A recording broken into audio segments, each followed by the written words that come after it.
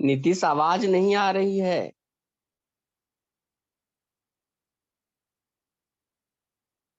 अधिनियम के तहत वर्कशॉप का पहला प्रश्न, किस अधिनियम के तहत यह व्यवस्था की गई कि कंपनी अपने भारतीय क्षेत्रों में स्थानीय निवासियों के शिक्षा के लिए 1 लाख रुपए व्यय करेगी?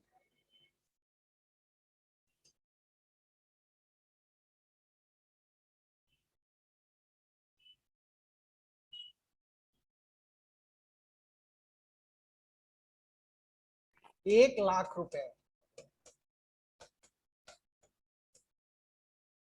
व्यय करेगी।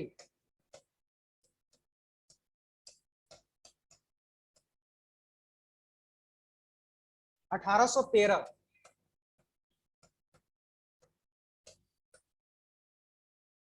के अधिनियम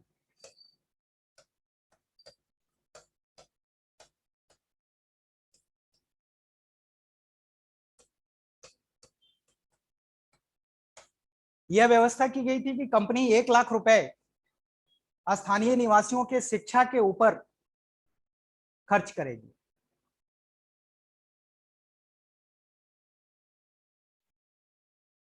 इस अधिनियम के जरिए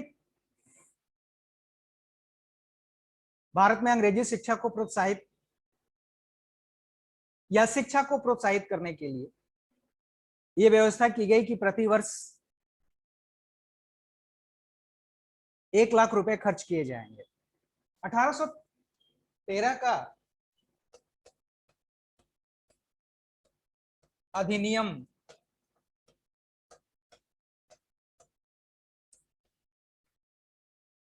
एक टर्निंग पॉइंट था।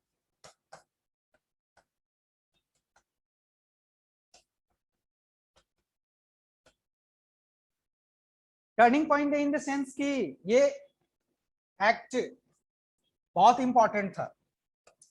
इसी एक्ट के जरिए कंपनी का भारत से व्यापार का एकाधिकार था। व्यापार का एकाधिकार समाप्त कर दिया गया।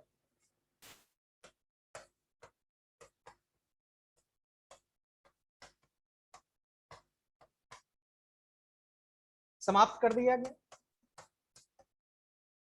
1 लाख व्यय करने की जो व्यवस्था की गई वो तो थी। इसके साथ साथ इसी अधिनियम के जरिए इसी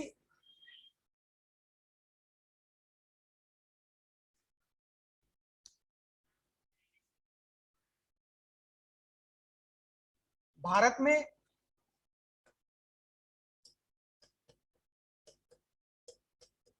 ईसाइयों को यानी ईसाई धर्म प्रचारक ईसाइयों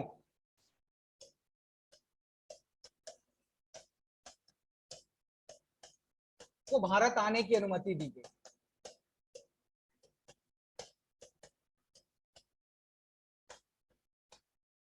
तो इस अधिनियम के जरिए कई महत्वपूर्ण निर्णय लिए गए, जिसमें एक तो जो प्रश्न है कि 1 लाख रुपए व्यय करेगी। इसी अधिनियम के जरिए भारत में धर्म प्रचारकों को आने की अनुमति मिल गई, ईसाई धर्म प्रचारकों को अनुमति मिल गई। इसी अधिनियम में यह व्यवस्था की गई थी कि अब कंपनी का जो भारत से व्यापार करने का अधिकार होगा वो समाप्त हो जाएगा और भारतीय और इंग्लैंड का कोई भी उद्योगपति भारत में व्यापार कर सकता है। तो इस प्रकार कई परिवर्तन किए गए इस अधिनियम के माध्यम से। अब नेक्स्ट क्वेश्चन है,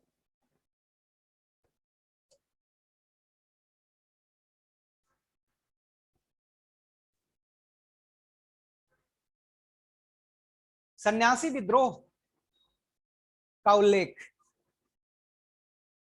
बंकिम चंद्र चटर्जी ने अपने किस उपन्यास में की? आनंद,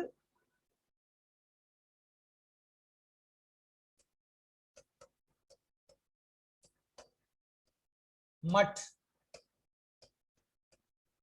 में उन्होंने इसका जिक्र किया है कि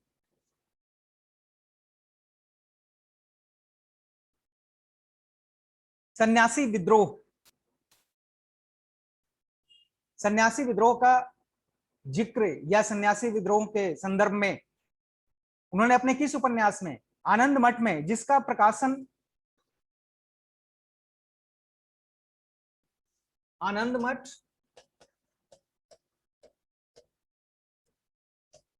उपन्यास,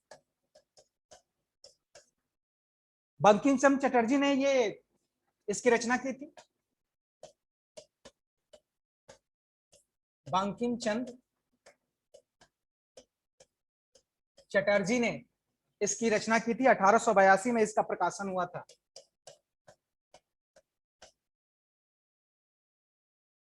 इसमें सन्यासी विद्रोह का उन्होंने वर्णन किया है।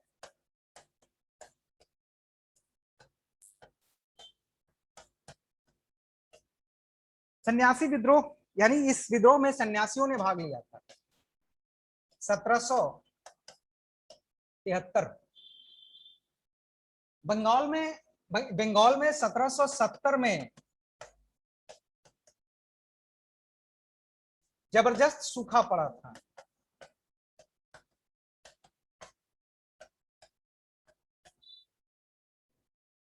एक अकाल की स्थिति उत्पन्न हो गई थी। अकाल के दौरान ब्रिटिश जिस प्रकार सन्यासियों को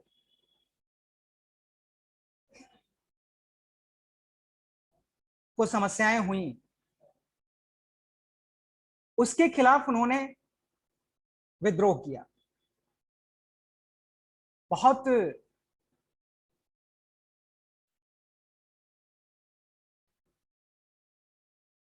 संघर्ष वाला यह विद्रोह था। इसी विद्रोह का वर्णन उन्होंने अपने उपन्यास आनंद मठ में किया है। आनंद मठ में ही वंदे मातरम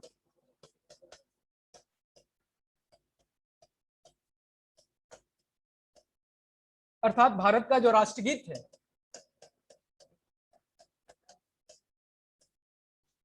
यह भी इसी उपन्यास से लिया गया। 1896 के कांग्रेस अधिवेशन में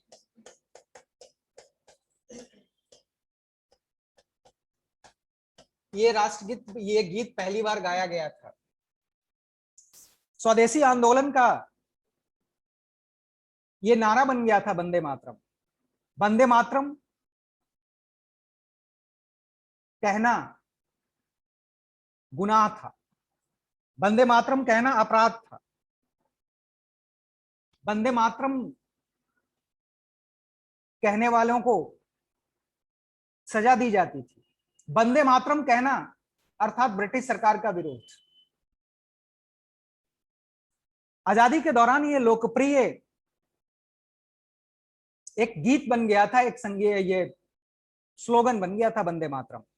और विशेषकर स्वदेशी आंदोलन यानी बंगाल विभाजन के बाद जो स्वदेशी आंदोलन हुआ, उसमें यह नारा काफी लोकप्रिय हुआ था। तो बंकिम चंद्र चटर्जी ने आनंद मठ में सन्यासी विद्रोह का वर्णन किया है। अब तीसरा प्रश्न है,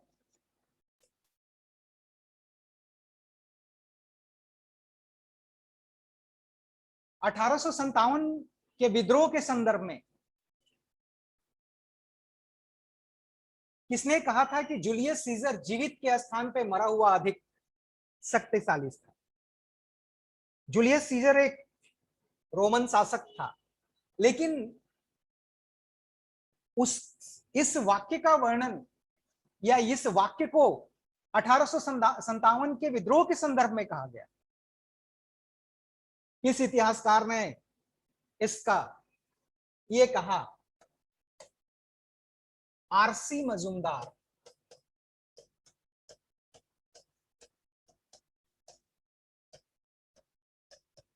जिन्होंने 1857 के ऊपर एक पुस्तक भी लिखी थी जिसमें उन्होंने कहा था 1857 के संदर्भ में न तो प्रथम न तो राष्ट्रीय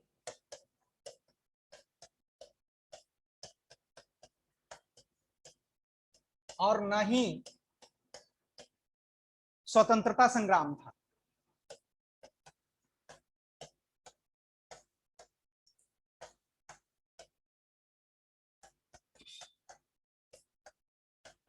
यह अप्रोच था आरसी मजूमदार का 1857 के विद्रोह को लेकर, यानी 1857 के विद्रोह को लेकर इनका अप्रोच यही था।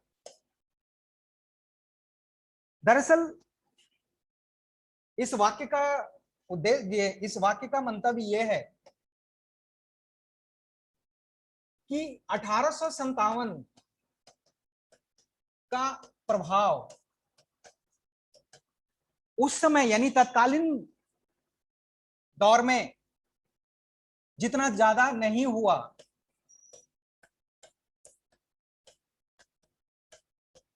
जितना ज्यादा नहीं हुआ उससे ज्यादा बाद के दौर में हुआ।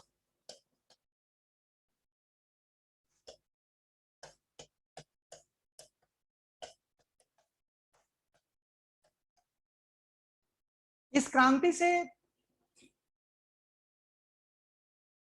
स्वतंत्रता आंदोलन में शामिल होने वाले लोगों ने प्रेरणा ली। इस विद्रोह में जिन्होंने भाग लिया था उनकी वीरता, व्यक्तिगत वीरता से प्रेरित होकर ब्रिटिश सरकार के खिलाफ आंदोलन में आ गए। तो जूलियस सीजर, यानी कहने के जब जूलियस सीजर जीवित था तो उतना प्रभावशाली नहीं था जितना मरने के बाद वो शक्तिशाली हो गया। अर्थात 1857 की क्रांति उस समय इतनी प्रभावी नहीं रही जितनी कि बाद के समय में ये हो गई। अर्थात बाद के समय में क्रांतिकारियों ने इस आंदोलन से प्रेरणा ली, चाहे झांसी की रानी की व्यक्तिगत वीरता हो, बहादुर ये वीर कुंवर सिंह की का साहस हो, बेगम हजरत महल का घुटने न टेकने का की प्रवृत्ति हो, तात्या टोपे की वीरता हो, यानी जहां जहां भी यह आंदोलन हुआ, यानी जो स्थानीय नेतृत्व ने जो जुझारूपन दिखाया ब्रिटिश सरकार के खिलाफ, उससे आने वाले समय के में लोग काफी प्रेरित हुए और उससे प्रेरित होकर ब्रिटिश सरकार के खिलाफ खड़े हो गए। तो उनका कहने का, उनका इस वाक्य का अर्थ यही था कि 1857 की क्रांति जितना प्रभावी उस समय नहीं हुई, उससे अधिक प्रभावी ये आने वाले समय में यह साबित हुई, क्योंकि जो ब्रिटिश सरकार के खिलाफ आक्रोश उत्पन्न हुआ, स्वतंत्रता आंदोलन की पृष्ठभूमि तैयार, जो स्वतंत्रता आंदोलन की जो पृष्ठभूमि तैयार हुई, उसमें इस विद्रोह की एक महत्वपूर्ण भूमिका थी। इसलिए इसकी प्रभाविता उस दौर में से अधिक आने वाले दौर में हमें दिखाई पड़ती है। नेक्स्ट क्वेश्चन, लॉर्ड डलहौजी ने व्यक्तिगत सिद्धांत यानी डॉक्ट्रिन ऑफ लैप्स के तहत कितने राज्यों को ब्रिटिश साम्राज्य में मिला लिया? Lord Dalhousie under the prevailing doctrine of how many states got in the British Empire, यानी डलहौजी ने व्यक्तिगत सिद्धांत यानी डॉक्ट्रिन लैप्स के तहत कितने राज्यों को ब्रिटिश साम्राज्य में मिला लिया? 7 राज्य, 7 राज्यों को इस सिद्धांत के तहत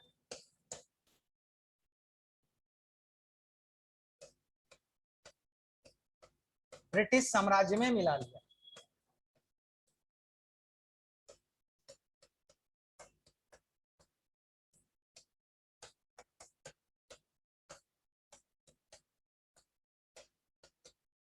सात राज्य, डॉक्ट्रिन ऑफ लैप्स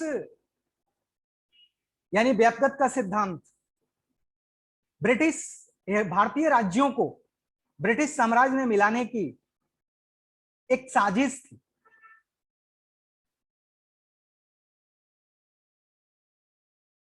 राजाओं को यह स्पष्ट कर दिया गया कि अगर आपका वास्तविक उत्तराधिकारी नहीं है तो आपके बाद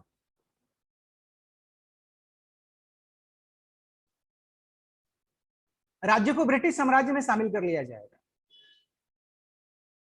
यानी गोद लिए हुए उत्तराधिकारी को स्वीकार नहीं किया जाएगा।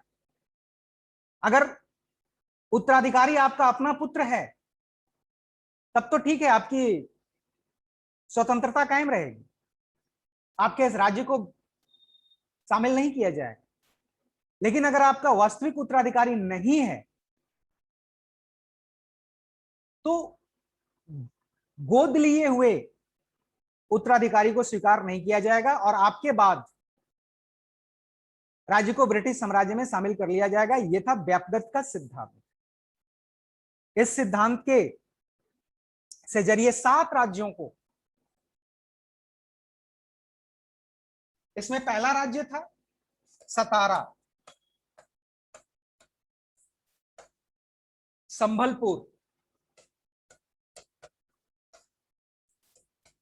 कभी इसमें प्रश्न ऐसे पूछा जाता है कि व्यक्तिगत सिद्धांत के तहत ब्रिटिश साम्राज्य में मिलाया जाने वाला पहला राज्य कौन था? तो व्यक्तिगत सिद्धांत के तहत या व्यक्तिगत सिद्धांत के जरिए ब्रिटिश साम्राज्य में मिलाया जाने वाला पहला राज्य सतारा था। सतारा, संभलपुर, जैतपुर, बघात,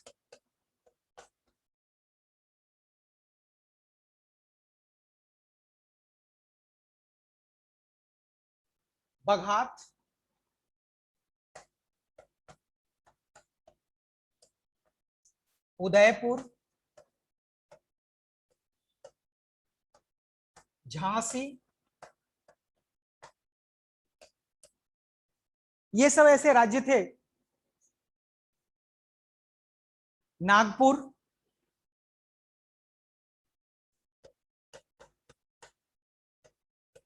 ये 7 राज्य थे जो डॉक्ट्रिन ऑफ लैप्स के तहत यानी इस सिद्धांत के जरिए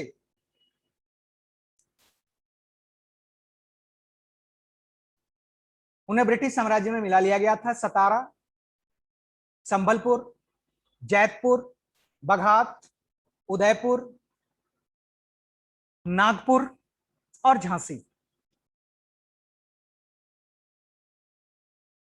झांसी के बारे में रानी लक्ष्मीबाई वहां के राजा थी, गंगाधर उनके पति थे। उत्तराधिकार के रूप में गोद लिए गए बच्चे को स्वीकार नहीं किया गया।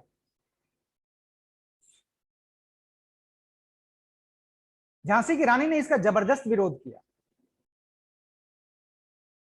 कठिन चुनौती पेश की अंग्रेजों के सामने। झांसी की रानी की वीरता से बड़े प्रभावित थे अंग्रेज सेनापति जो इस 1857 की क्रांति को का दमन करने में लगे हुए थे। उनकी वीरता से काफी प्रभावित थे। तो ये 7 राज्य थे जो डॉक्ट्रिन ऑफ लैप्स के जरिए ब्रिटिश साम्राज्य में मिला लिया गया। सतारा, संबलपुर, जैतपुर, बघात, उदयपुर, नागपुर और झांसी। नेक्स्ट क्वेश्चन,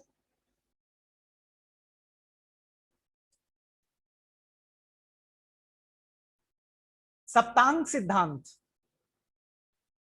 किसने दिया था? सप्तांग सिद्धांत कौटिल्य का है।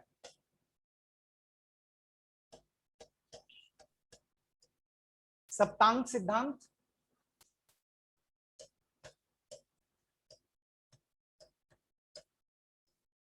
ये कौटिल्य का है।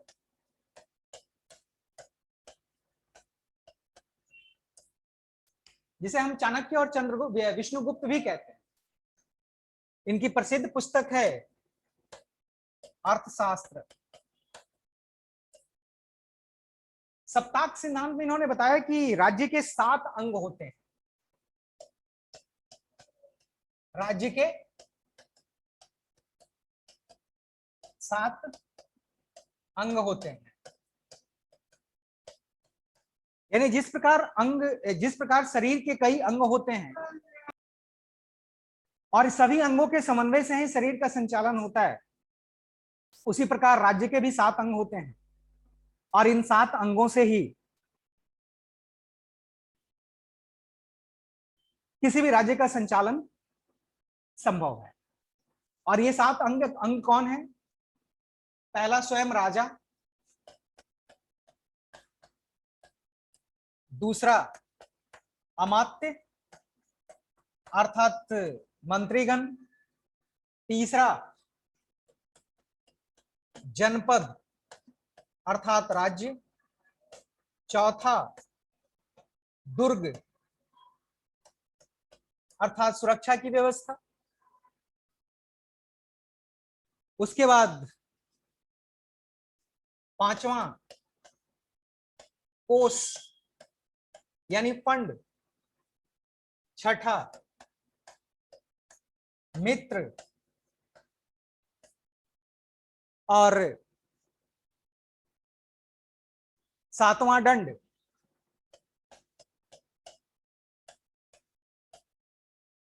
ये राज्य के अंग हैं और इसमें सबसे महत्वपूर्ण अंग राजा, जो बिल्कुल शीर्ष पर होता है। राजा का स्थान शीर्ष पर है, यानी टॉप पर।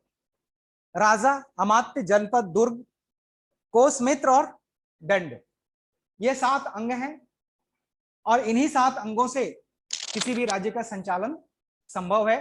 तो ये सप्तांग सिद्धांत कौटिल्य ने दिया था अपने अर्थशास्त्र में, यानी उनकी जो पुस्तक अर्थशास्त्र है उसमें इसका वर्णन उन्होंने किया है। ये नाम है अर्थशास्त्र, लेकिन इसका मूल विषय राजनीति है। राजनीति शास्त्र, ये अर्थशास्त्र अन्य पुरुष में लिखा गया है।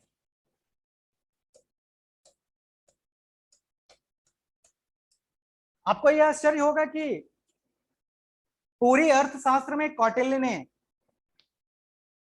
कहीं भी मौर्य वंश या उसके शासकों का वर्णन नहीं किया है। इसी पुस्तक से हमें जो जानकारी मिलती है उसे हम अनुमान लगाते हैं कि ब्रिटिश सरकार, ये मौर्य साम्राज्य में प्रशासनिक व्यवस्था ऐसी रही होगी। चाणक्य ने ये कभी नहीं, कौटिल्य ने ये कभी नहीं कहा कि ऐसी ही व्यवस्था मौर्य काल में थी।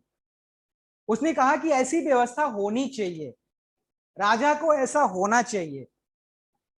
उसने ये नहीं कहा कि चंद्रगुप्त और बिंदुसार वैसा ही था, क्योंकि अशोक के समय तो नहीं था वो। अशोक के समय उसकी मृत्यु, बिंदुसार के समय ही उसकी मृत्यु हो गई थी। तो उसने ये कभी नहीं कहा कि चंद्रगुप्त ऐसा था। उसने कहा कि एक राजा को ऐसा होना चाहिए। तो ये हर काल के राजा के लिए है, अर्थात ये पुस्तक सिर्फ उस दौर में ही नहीं, हर दौर के लिए प्रासंगिक है कि एक राजा को कैसा होना चाहिए, एक शासक को कैसा होना चाहिए, और एक राज्य के संचालन में राजा की क्या भूमिका होती है, अमात्य की क्या भूमिका होती है, एक राजा में कौन कौन से गुण होने चाहिए, एक अमात्य में कौन कौन से गुण होने चाहिए, जनपद क्या है, दुर्ग की भूमिका क्या है, कोष का महत्व क्या होता है, मित्र यानी जब राज्य, यानी मित्र की भी आवश्यकता होती है। आज भी देश के आज भी भारत के कई देश मित्र हैं, तो कई देशों के साथ संबंध अच्छे भी नहीं है। तो इस प्रकार मित्र की काफी आवश्यकता होती है। और इसके बाद दंड। तो ये जो 7 अंग बताए गए हैं ये काफी महत्वपूर्ण है और उन्होंने अपने सप्तांग थ्योरी सप्तांग सिद्धांत में इसका वर्णन किया है। अब नेक्स्ट क्वेश्चन,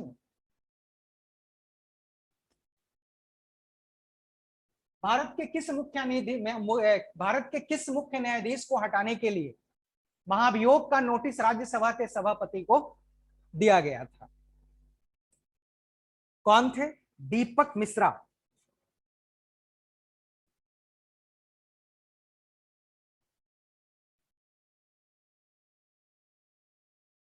दीपक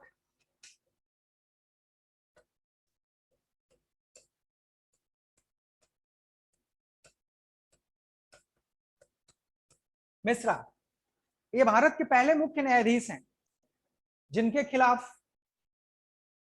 ऐसी प्रक्रिया शुरू करने की कोशिश की गई। राज्यसभा में नोटिस दिया गया,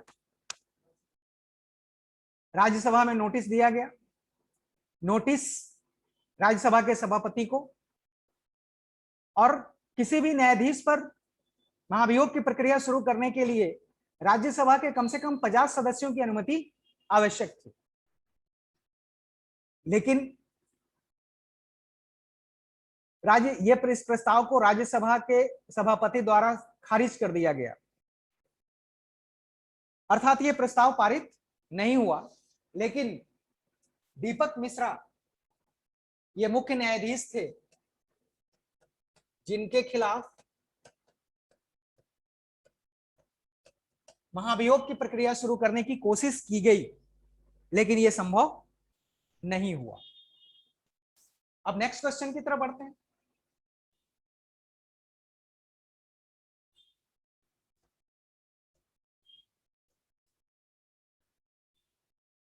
नेक्स्ट क्वेश्चन है, राज्य निर्वाचन आयुक्त की नियुक्ति कौन करता है? राज्य निर्वाचन आयुक्त की नियुक्ति कौन करता है?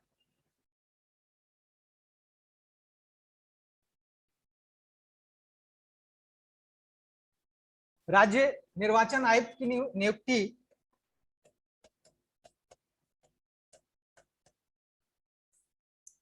राज्यपाल द्वारा की जाती है। राज्य निर्वाचन आयुक्त को राज्यपाल के द्वारा नियुक्त किया जाता है।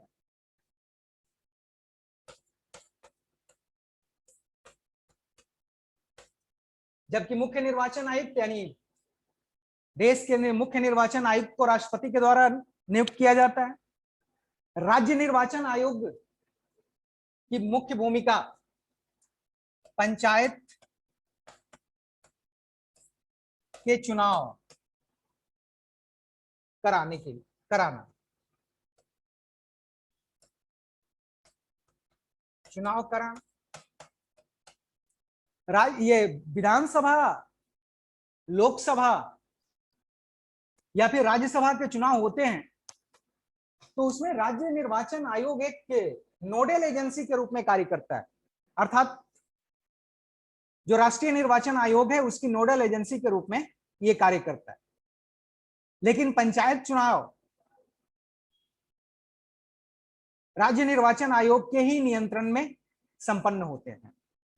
तो इसके मुख्य निर्वाचन आयुक्त की नियुक्ति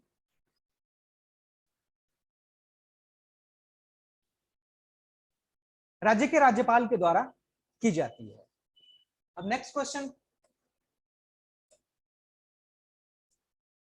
क्वेश्चन है कि जवाहरलाल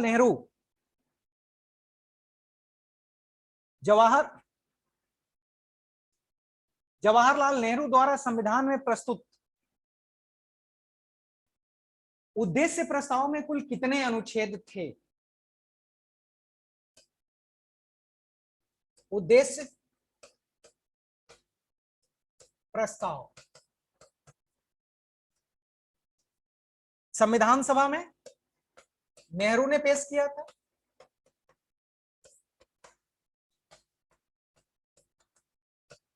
संविधान सभा में जवाहरलाल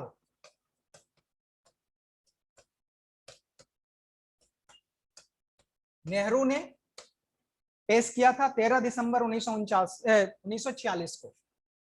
नेहरू ने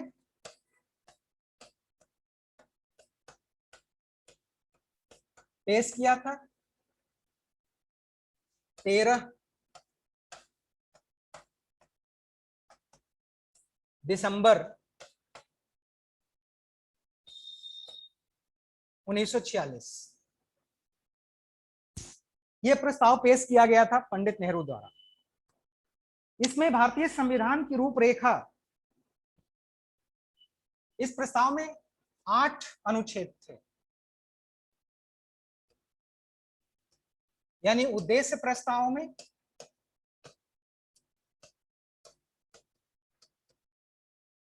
उद्देश्य प्रस्ताव में 8 अनुच्छेद थे। दरअसल इस उद्देश्य प्रस्ताव में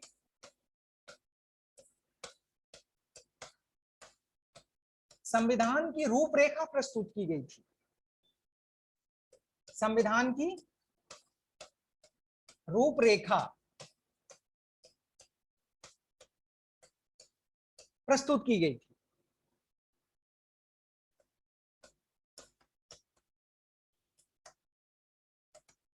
यह याद रखिएगा, इंपॉर्टेंट है कि इस उद्देश्य प्रस्ताव में 8 अनुच्छेद थे और इसमें संविधान की रूपरेखा प्रस्तुत की गई थी। जब संविधान तैयार हुआ तो इस उद्देश्य प्रस्ताव की झलक हमें संविधान के प्रस्तावना में मिलती है। संविधान के प्रस्तावना यानी प्रारंभिक परिचय में हमें उद्देश्य प्रस्ताव की झलक मिलती है, अर्थात जो उद्देश्य प्रस्ताव था वही प्रस्तावना में परिवर्तित हो गया। और प्रस्तावना हमारे संविधान सभा की एक रूपरेखा है। प्रस्तावना हमारे संविधान का आईना है। हम इस जब कभी भी अनुच्छेदों में जब भ्रम की स्थिति उत्पन्न होती है, अनुच्छेदों में स्थिति जब स्पष्ट नहीं होती है, तो हम प्रस्तावना की तरफ देखते हैं और यह प्रस्तावना से स्पष्ट हो जाता है कि संविधान का उद्देश्य क्या है। तो प्रस्तावना वो एक टॉर्च की तरह है कि जब कभी अनुच्छेदों में अंधेरा दिखाई पड़ता है, जब अंधेरा होता है, तो स्थिति को स्पष्ट करने के लिए प्रस्तावना रूपी टॉर्च का उपयोग किया जाता है। तो यह प्रस्तावना उसी उद्देश्य प्रस्ताव का परिवर्तित रूप है। अब हम नेक्स्ट क्वेश्चन की तरफ बढ़ते हैं। नेक्स्ट क्वेश्चन है,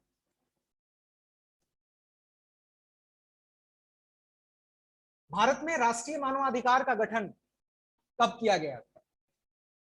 तो भारत में राष्ट्रीय मानवाधिकार का गठन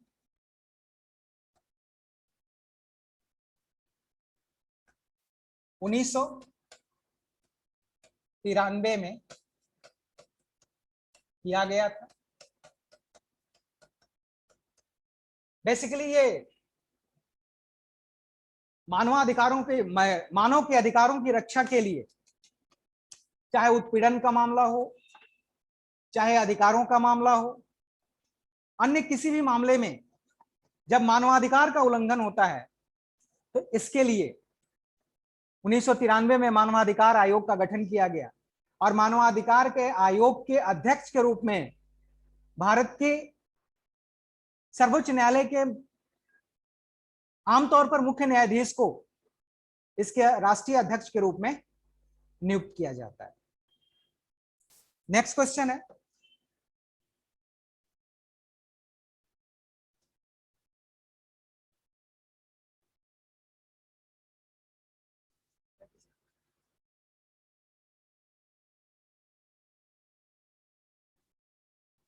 नेक्स्ट क्वेश्चन है कि किस समिति ने आरबीआई के अतिरिक्त भंडार को सरकार को हस्तांतरित करने की सिफारिश की है? सरकार को हस्तांतरित करने की सिफारिश की है। बिमल जालान